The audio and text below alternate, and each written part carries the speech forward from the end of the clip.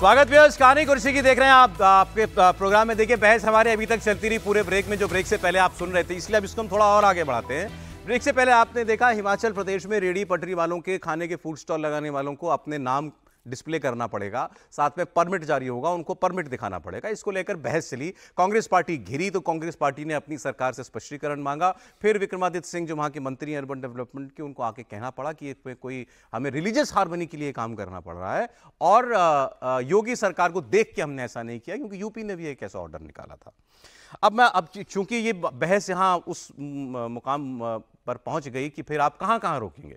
फिर अब जो यूपी बिहार के लोगों के साथ, बच्चों के साथ बदसलूकी महाराष्ट्र में होती आ रही, दशकों से होती आ रही, उस पर तो हम लोग खूब आवाज़ उठाते हैं। लेकिन हिमाचल प्रदेश में कोई बाहरी चला जाएगा तो फिर हम वहाँ लोकल सेंटिमेंट के साथ है, तो ऐसा कैसे चलेगा। अब इसी में एक खबर आपको मैं दे रहा हूँ पश्चिम बंगाल की। पश्चिम बंगाल में, लेकिन आप पश्चिम बंगाल खबर दीजिएगा, हिमाचल को आपने इतना जनरलाइज नहीं जनरलाइज अरे भाई संजौली मस्जिद में आपने नॉर्मल उसको कर दिया, तो हो गई। नहीं बात नहीं हुई, बिल्कुल नहीं। आप संजौली की घटना को जिसके खिलाफ वहां के लोग निकले, बात इसलिए हुई क्योंकि कांग्रेस जनरलाइज हो गया। नो, बिकॉज कांग्रेस पार्टी को अपनी सरकार के डिसीजन पर शक वो है, नहीं कांग्रेस पार्टी उठाएगी इसीलिए। लेकिन ये इतना छोटा लोग जो है, ये मुद्दा इतना छोटा नहीं है जिसको हम कहे कि मैं आपको तीसरा उदाहरण दे रहा हूं ना, यूपी हिमाचल के बाद तीसरा पश्चिम बंगाल का उदाहरण। आप बताइएगा ये किससे मिलता है। हाँ मैं बताता हूं। ठीक है, पश्चिम बंगाल में लड़के इम्तिहान देने के लिए गए, स्टूडेंट्स फिजिकल रिटर्न एग्जाम दिया हुआ, किसी परीक्षा का वहां पर कोई नौकरी भर्ती निकली होगी, उसके बाद वो फिजिकल एग्जामिनेशन का देने के लिए गया होगा था। अब ये लड़के सो रहे हैं, सोचिए कोई कमरा लिया होगा, वहां सो रहे हैं बेड पर, अपने आप को लोग अंदर घुस गए, पता भी नहीं कौन आ गया और उठा के उठो उठो उठो उठो, कहाँ से आया, बंगाली में हालांकि पूरा वो, और इनको उठक बैठक कराना शुरू, मारना पीटना शुरू कि यहाँ सिर्फ अंदर, यहाँ सिर्फ बंगाली जो है वो परीक्षा देगा, तुम बाहरी लोगो। अब इस घटना को सार्वजनिक किया गिरिराज सिंह जी ने, जो खुद केंद्रीय मंत्री हैं, बिहार से आते हैं। वो सवाल ममता बनर्जी से पूछ रहे हैं, पूछा भी जाना चाहिए कि आपके राज्य में ऐसा क्या हो रहा है। लेकिन ये अगर राज्य दर राज्य होने लगे तो वही बात जो हम बहस कर रहे थे कि एक राज्य में एक रुख और दूसरे में दूसरा रुख क्या हो सकता है। इससे पहले कि आप कहीं नहीं, हिमाचल अलग मामला है, इस पर पूरा वीडियो देख लीजिए, गिरिराज जी की बात सुन लीजिए, सुना दीजिए वीडियो पूरा शुरुआत से दिखा दीजिए।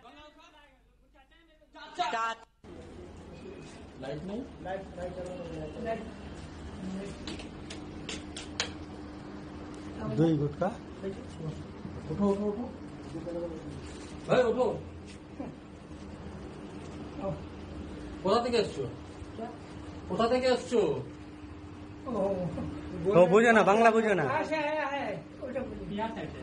বিহার সাইড से বাংলা বুঝো না বাংলা বলতে পারো না কি করতে এসছো अरे हम लोग पहले शिफ्ट रहते थे तो यहीं पे आ गया की करते एसছো क्या मतलब क्या काम में अच्छा फिजिकल काम का फिजिकल देने आए थे फिजिकल क्यों देने आए हो क्या क्यों फिजिकल देने अपना क्यों देने आए हो दुजन तुम लोग बंगाल का हो क्या बंगाल का तो हो नहीं हम लोग बंगाल का नहीं है तो कहाँ का हो तुम लोग बिहार के हम लोग तो बंगाल में कैसे तुम लोग परीक्षा देने आ गया सिलीगुड़ी सेंटर पर गया था सिलीगुड़ी सेंटर पर तुमने अप्लाई कैसे किया यहाँ तो वेस्ट बंगाल डोमिसाइल के लिए डोमिसाइल नाम क्या है तुम्हारा अंकित यादव पेपर्स निकालो तुम्हारा पेपर्स निकालो डॉक्यूमेंट निकालो चले जाएंगे ऐसा नहीं है अरे आईबी हम लोग पुलिस हैं ये आईबी चाचा रहे नाना रहे कोई भी रहे डॉक्यूमेंट निकालो दारा दारा दारा दारा दारा दारा रुको इसको निकालो डॉक्यूमेंट निकाल डॉक्यूमेंट निकाल डॉक्यूमेंट निकाल डॉक्यूमेंट निकाल कहाँ पे पहले देखना है डॉक्यूमेंट निकाल पहले कौन सा बैग है तेरा कौन सा बैग है तेरा कौन सा बैग है तेरा पहले बोल अरे भालो करे बोल अच्छा से बोल रहा है तू ठीक करे बोल कौन सा बैग है तेरा डॉक्यूमेंट निकाल डॉक्यूमेंट निकाल चले भैया डॉक्यूमेंट निकाल थाना पे जाएगा तुम लोग थाना पे जाएगा मोबाइल का कपड़ा क्यों पहना कोई भाई परेशान तो परे हमें एक बात सुनो अब तुम लोग को जाना पड़ेगा हवालात में डॉक्यूमेंट निकाल डॉक्यूमेंट निकाल कहाँ पे तुम्हारा डॉक्यूमेंट है निकाल कौन सा बैग है निकालो डॉक्यूमेंट তোমরা একটু দেখো তো ডকুমেন্ট তোমাদের ব্যাগ তো চেনো বাকিগুলো দেখো ডকুমেন্ট দেখো डॉक्यूमेंट निकालना। ममता बनर्जी की सरकार जहां रोहिंग्या और बांग्लादेशी घुसपैठियों के लिए, मुसलमानों के लिए रेड कारपेट बिछा के रखती है, वहां अपने ही देश के बच्चे, बिहार के बच्चे अगर जा रहे हैं वहां एग्जाम देने के लिए, उनके साथ गुंडाई कर रहे हैं, मार रहे हैं, पीट रहे हैं, भगा रहे हैं। ये बिहार के तेजस्वी यादव भी देखे, राहुल गांधी भी देखे और बताएं कि बंगाल में बंगाल राष्ट्र है और या बंगाल भारत का एक अंग है। गिरिराज जी पूछ रहे हैं बंगाल राष्ट्र है या भारत का ही एक राज्य है, बताएं ममता बनर्जी। आप बताइए साहब, ये जो हुआ बंगाल में। बस अब आप ठीक जगह आ गए जी। ये जो बंगाल की घटना है और जो महाराष्ट्र में शिवसेना या राज ठाकरे के गुंडों ने किया था, ये दोनों एक घटना है। इसको आप जैसे ही हिमाचल और उत्तर प्रदेश से जोड़ते हैं, सारी डिबेट को आप कंफ्यूज करना यूपी से नहीं जोड़ता, हिमाचल से जोड़ता। हिमाचल से भी जोड़ते हैं तो डिबेट को कंफ्यूज करना चाहते हैं। आपको एक घटना हिमाचल में दिखी जिसमें किसी बाहर जाने वाले को रोका गया हो, तुम यहां क्यों एग्जाम देने? आज तक के इतिहास में कभी दिखी नहीं? दिखी होगी। वहां भी जो कुछ हुआ है, वहां के स्थानीय लोग क्या उन लोगों को जाके कहा कि नहीं ये मत करो? वहां मसला अवैध मस्जिद निर्माण से शुरू हुआ।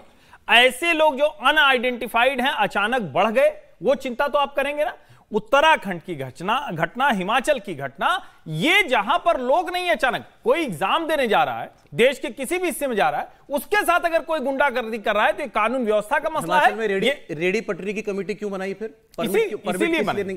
इसीलिए बनाई कि कौन लोग आ रहे हैं उनकी जानकारी तो होनी चाहिए। इसमें कौन सी बुराई है? वो भी तो रोजगार ही है सर। अरे ये नौकरी के लिए गया है, वो रोजगार के लिए गया है। तो रहा हूं कि रोजगार में कोई समस्या नहीं, क्या उनको रोक दिया जा रहा है? क्या किसी को रोका गया? आप मतलब ये तथ्य होना चाहिए ना। नहीं, हिमाचल में क्या एक भी व्यक्ति को कहा गया कि नहीं हम आने नहीं देंगे? नहीं, हिमाचल में ये विधानसभा के अंदर मंत्री की बयान है। हाँ। लेकिन 900 हमने परमिट निकाले थे। आप लिमिटेड परमिट निकालते हैं, मतलब आप इसको समझ लीजिए ना। पहाड़ी राज्यों में हर मार्केट, जो पहाड़ी एक नहीं, जितनी मॉल रोड हैं, चाहे वो नैनीताल की हो, मसूरी की हो, शिमला की हो, जहां की भी है, उन सब जगहों पर परमिट लगते ही लगते। नया आदमी एक आता है तो वहां जो दुकानदार आते हैं वही उसके ऊपर दौड़ते हैं। उसका तरीका अलग है। आप किसी ऑटो स्टैंड पर चले जाइए, नया ऑटो वाला, दोनों को आप अलग अलग घटनाओं को मिक्स कर रहे हैं। ये अलग तरह की घटना। और मैं फिर कह रहा हूं, किसी भी राज्य में कोई भी जाएगा, काम करेगा, उसमें कहीं कोई दिक्कत नहीं। लेकिन अचानक मान लीजिए 2.5 मंजिला अतिरिक्त मंजिल वो मस्जिद बनी, अचानक आपको 50 लोग एकदम अलग से दिख रहे हैं, अचानक आपको 100 लोग एकदम अलग दिख रहे हैं। जहां आपको कहीं 2 लोग नहीं दिखते थे, शुक्रवार को जुमे की नमाज होती है, एक साथ 500 लोग, 1000 लोग नजर आते हैं। कोई उसकी अकाउंटेबिलिटी, कोई उसका, जिसको हम कहते हैं ना ऑडिट, आप कह लीजिए, सोशल ऑडिट कह लीजिए, वो होगा या नहीं होगा? किसी को कोई रोक नहीं रहा। ये जो हो रहा है, जो बंगाल में हो रहा है या जो कभी और देश के दूसरे में, ये अपराध है। और इसको तुरंत, ये जो पीले कुर्ते में ये भाई दिख रहे हैं, इनको ठीक से कानून का मतलब समझाया जाना चाहिए। बताइए, अलग अलग मामले हैं या एक सा है? देखिए, ऐसी घटनाओं को तो कंडेम करना ही चाहिए। मतलब इसमें बिल्कुल कोई इसमें सवाल भी नहीं है ना। और एक तो मैं ये नहीं समझता, ये जो हमारा, जिस पर मैं हमेशा ही कहता हूँ, ये एक्स्ट्रा कॉन्स्टिट्यूशनल अथॉरिटी आपने बना ली ना, कि पार्टी का कार्यकर्ता ही होगा ना, ये लोकल लीडर होगा टीएमसी का या जो भी होगा, तो वो कौन है पूछने वाला? उसको नेता बनना है। उसको नेता बनना, लेकिन ये कोई अधिकार है उसके पास? लेकिन इस तरह की घटनाएं जो है ना, वो बढ़ती हैं जब हम इस तरह, आप उन चीजों को एक तरफ अलग तरीके से प्रमोट करते, एक तरफ दूसरी तरफ से दिखते। और गिरिराज सिंह जी कह रहे हैं तो मुझे हैरानी है। गिरिराज सिंह जी जैसे नेताओं के लिए मैं साफ तौर पे कह रहा हूं कि उन जैसे नेताओं के बयानों से ये देश की हालत हो रही है ऐसी। और वो तेजस्वी यादव को कह रहे हैं, वो तो बिहार की सरकार में बैठे, उनको चिंता नहीं है बिहार के लड़के की। वो तेजस्वी यादव को क्या कह रहे हैं? वो तो इंडिया ब्लॉक के नेता है ना, इंडिया ब्लॉक के क्या, वो मुख्यमंत्री हैं, केंद्र सरकार में मंत्री है। उनको, ममता जी को सीधे फोन करके पूछना चाहिए था कि भैया आपके कार्यकर्ता क्या कर रहा है। तेजस्वी का क्या लेना देना इसमें? मुख्यमंत्री हैं, अगर सहयोगी हैं उनके, तेजस्वी को ही अरे आप तो नहीं पूछना चाहिए, लेकिन आप तो खुद सरकार में हैं, मुख्यमंत्री आप हैं, और आपको बिहार की चिंता करनी चाहिए। लेकिन वो लोग जैसे बयान गिरिराज सिंह जी के रोजाना होते हैं, वही सब। और इसीलिए मैंने कहा वो महाराष्ट्र में भी ऐसे ही होगा, वेस्ट बंगाल में भी ऐसे ही होगा, यूपी में। और आज वो नौकरी के लिए गया। वेस्ट बंगाल में बिहारी नहीं है क्या जो ठेला लगा रहे हैं, खूब है, बहुत है। फिर नौकरियों में होंगे, नौकरियों में होंगे, बिहार के नेता हैं। अरे आप एक बड़ा उदाहरण मैं बताता हूं, दिल्ली की यदि 30 साल पहले की आप डेमोग्राफी देखेंगे ना, पूरी डेमोग्राफी बदल गई है दिल्ली की। 30 साल में। दिल्ली तो प्रवासियों का शहर है सर। हाँ, प्रवासियों का नहीं, पहले पंजाबियों का शहर होता था, वो पूरी पॉलिटिक्स पंजाबियों की चलती थी, लेकिन अब यहाँ पर बदल गई। लेकिन वो दिल्ली ने उसको एक्सेप्ट किया। मेट्रो जो सिटीज होते हैं, मेट्रोपॉलिटन सिटीज जो होते हैं, वो सबको स्वीकार कर रहे हैं। और यदि हम हर जगह किसी को रोकना शुरू करेंगे तो फिर तो पूरे डेवलपमेंट का ही मतलब चलें सर, मैं जरा सर हरियाणा इलेक्शन पर बढ़ना चाहता हूं। इसको एक लाइन में देखिए, ममता बनर्जी ने अपने भाषण में कुछ समय पहले जब विधानसभा का चुनाव था, कहा कि ये पान खाने वाले, तिलक लगाने वाले, ये यहाँ बाहरी गुंडे हैं जो चुनाव में भेजे गए हैं इसमें समस्या पैदा करने के लिए। आप अगर गूगल करके उसको ढूंढ सकते हैं, 2021 का उनका बयान। हालांकि उन्होंने संभाला कि हमारे लिए कोई बाहरी नहीं है, सब भारतीय हैं, भेजे गए हैं। तो ये एक आग वहां बंगाल में लगा चुकी है पहले से ही, वहां बंगाली मानुष और दूसरे में कि हम बहुत सभ्य, एक भाव वहां कुछ लोगों में बड़े वो रहा है। अब इसको एक क्रिएट करके कि ये सब जितने हिंदी बोलने वाले हैं, बाहरी हैं, ये सब ममता बनर्जी के विरोधी, वहां एक खतरनाक मानसिकता पैदा की गई है। जो महाराष्ट्र का था वो भी शर्मनाक था, लेकिन उससे भी ज्यादा खतरनाक इस समय पश्चिम बंगाल में ये जो घटना हुई है।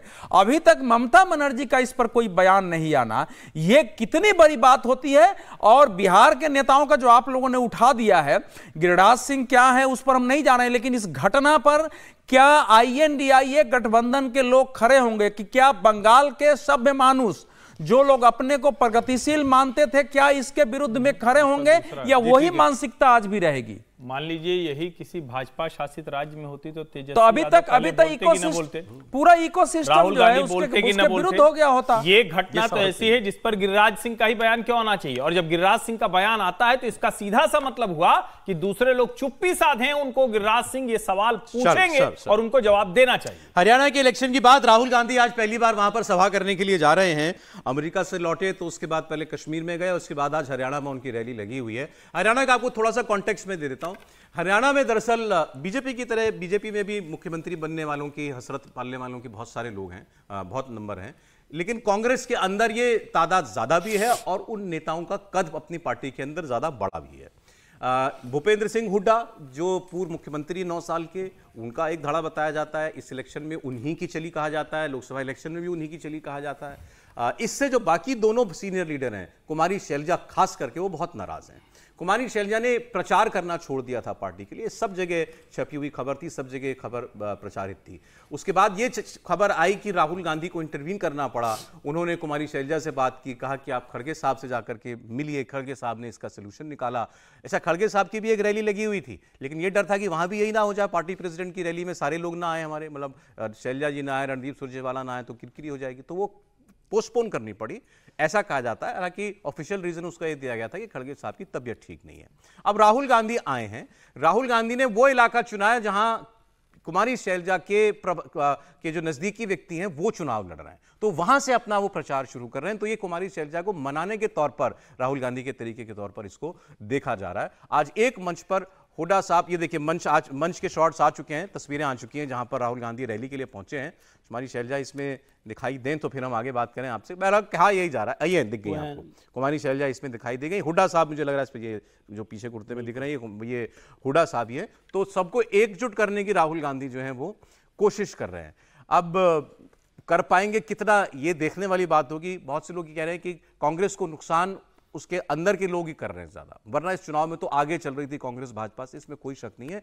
लेकिन कांग्रेस पार्टी की लीड जो है वो धीरे धीरे कम हो रही है, जैसे चुनाव के का दिन जो है वो नजदीक आता जा रहा है। सर, मैंने तो यहां तक सुना है इस चर्चा में कि आज हुड्डा साहब शायद नहीं चाहते कि हमारे 60 के ऊपर ना जाए 90 में से, क्योंकि उसके बाद फिर बार्गेन करने के लिए कुछ नहीं होगा।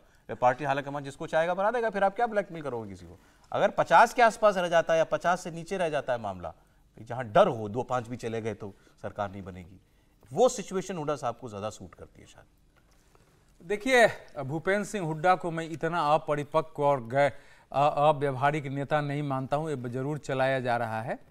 भूपेंद्र सिंह हुड्डा ने अपनी शर्तों पर इस बार हरियाणा के चुनाव को निर्धारित किया है, अपनी शर्तों पर टिकट दिया है।